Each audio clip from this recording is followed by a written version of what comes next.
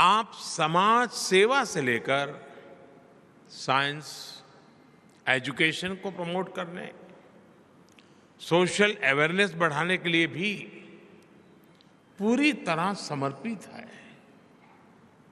Mount Abu में आपका global hospital research centre, ये वाकई उसका एक बहुत बड़ा उदाहरण है। और मुझे बताया गया कि इंस्टीट्यूट के जरिए यहाँ आसपास के गांवों में हेल्थ कैंप किए जाते हैं, रक्तदान शिविर लगाए जाते हैं। अब जिस super speciality charitable global hospital का संकल्प ने लिया है, वो भी इस क्षेत्र में स्वास्थ्य सेवाएं सुधारने में मदद करेगा। आप सभी इस मानवीय प्रयास के लिए अभिनंदन के पात्र हैं। साथियों, आज हमारा पूरा देश स्वास्थ्य सुविधाओं के ट्रांसफॉर्मेशन से गुजर रहा है। पिछले 9 वर्षों में पहली बार देश के गरीब से गरीब को भी एहसास हुआ है कि देश के अस्पताल उसके लिए भी आसानी से उपलब्ध है। और इसमें एक बड़ी भूमिका आयुष्मान भारत योजना ने निभाई है। आयुष्मान भारत योजना ने सरकारी नहीं, प्राइवेट अस्पतालों के दरवाजे भी गरीबों के लिए खोल दिए हैं। आप भी जानते हैं कि इस योजना के तहत 5 लाख रुपए तक के इलाज का खर्च सरकार उठाती है। इस योजना का लाभ देश के 4 करोड़ से ज्यादा गरीब उठा चुके हैं। अगर आयुष्मान भारत योजना न होती तो इसी इलाज के लिए उन्हें 80,000 करोड़ रुपए अपनी जेब से खर्च करने पड़ते हैं। इसी तरह जन औषधि केंद्रों पर मिल रही सस्ती दवाइयों की वजह से भी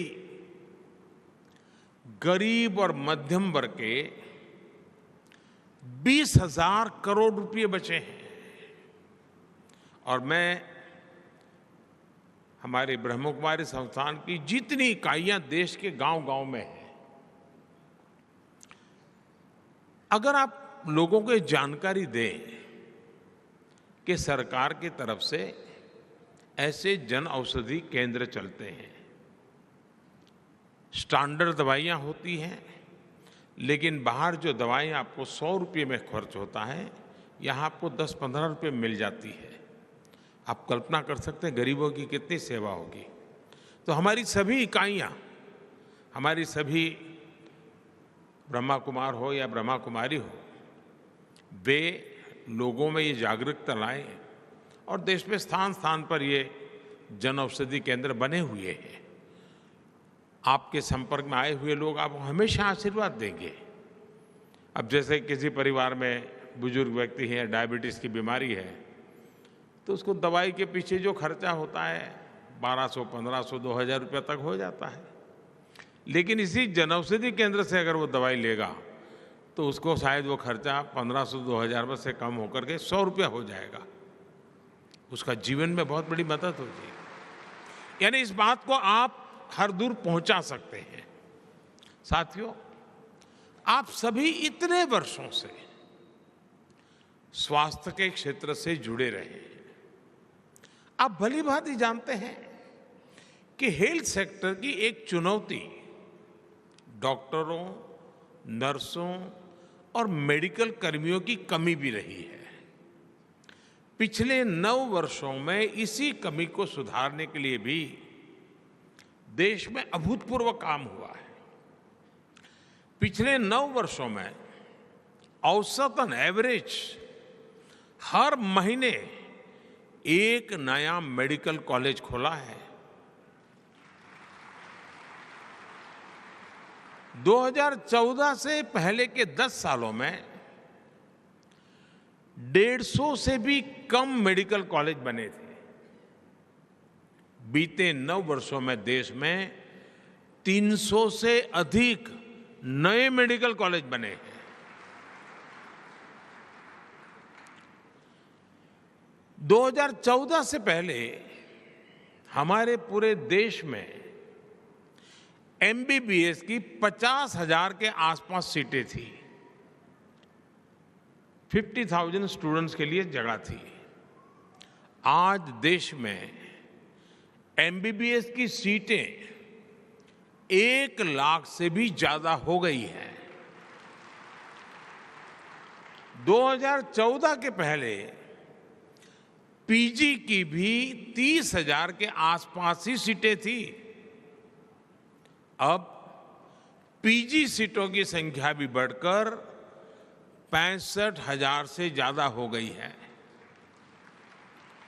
जब इरादा नेक हो, समाज की सेवा का भाव हो, तो ऐसे ही संकल्प लिए जाते हैं और संकल्प सिद्ध भी किए जाते हैं। साथियों, आज भारत सरकार हेल्थ सेक्टर में जो प्रयास कर रही है, उसका एक और बड़ा प्रभाव आने वाले दिनों में दिखेगा। देश में जितने डॉक्टर आजादी के बाद 7 दशकों में बने, उतने ही डॉक्टर अगले 1 दशक में बन जाएंगे। और हमारा फोकस सिर्फ मेडिकल कॉलेज या डॉक्टर तक सीमित नहीं है। आज ही यहां नर्सिंग कॉलेज के विस्तार का काम शुरू हुआ है। भारत सरकार भी नर्सिंग के क्षेत्र में भी युवाओं को नए अवसर दे रही है। हाल में ही सरकार ने देश में 150 से अधिक नए नर्सिंग कॉलेज को स्वीकृति दी है। इस अभियान के तहत यहां राजस्थान में भी 20 से ज्यादा नए नर्सिंग कॉलेज बनेंगे। इसका लाभ निश्चित तौर पर आपके super speciality charitable global hospital को भी होने वाला है। साथियों, भारत में हजारों वर्षों से समाज में शिक्षा से लेकर गरीब और असहायों की सेवा तक की जिम्मेदारी हमारी आध्यात्मिक और धार्मिक संस्थाओं ने संभाली है। मैं तो गुजरात भूकंप के समय से और उसके भी पहले से आपकी निष्ठा और हमारी बहनों की मेहनत का कार्य स्वयं साक्षी रहा हूं। आप लोग जिस प्रकार से काम करते हैं, उसे बहुत निकट से देखा है। मुझे याद है कच्छ के भूकंप की उस संकट की उस घड़ी में आपने जिस सेवा भाव से काम किया, वो आज भी प्रेरणा देने वाला है। ऐसे ही नशा मुक्ति के लिए आपके अभियान हो, पर्यावरण संरक्षण की दिशा में ब्रह्मा कुमारी के प्रयास हो, जल जन अभियान जैसे मिशन हो, एक संस्था कैसे हर क्षेत्र में एक जन आंदोलन तैयार कर सकती है, ब्रह्मा कुमारी ने ये करके दिखाया है।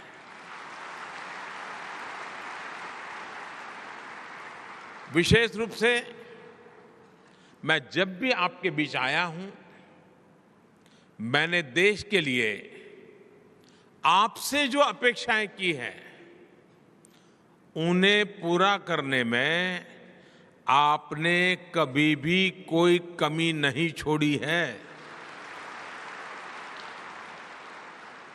आपने जिस तरह देश भर के आजादी के अमृत महोत्सव से जुड़े कार्यक्रम आयोजित किए, जब आपने पूरी दुनिया में योग शिविरों का आयोजन किया, जब दीदी जानकी जी स्वच्छ भारत अभियान की ब्रांड एम्बेसडर बनी, जब सभी बहनों ने स्वच्छ भारत की कमान संभाल ली, तो इससे कितने ही लोगों को देश के लिए काम करने की प्रेरणा मिली है।